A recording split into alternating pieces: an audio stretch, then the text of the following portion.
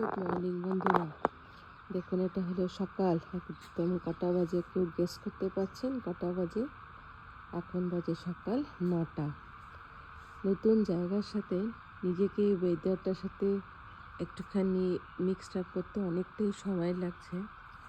কলকাতায় ছিল সেরকম ঠান্ডার জায়গা নয়। কলকাতা খুবই একটু না গরম না শীত, এরকম একটা জায়গা। তার ঠিক উল্টো হলো আমার এই জায়গা।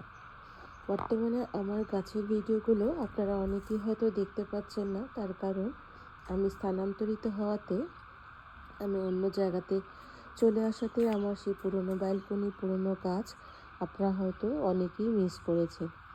তাই ভাবলাম নতুন একটা আপডেটের সাথে আপনাদের সাথে আমি বর্তমান যে জায়গাগুলোতে থাকছি এবং বাস করছি সেই জায়গাগুলোকে দেখানোর জন্য। তো এখন থেকে এই আমার চ্যানেলে আগের মতো গাছের ভিডিওর সাথে আরও অন্যান্য অনেক ভিডিও থাকবে।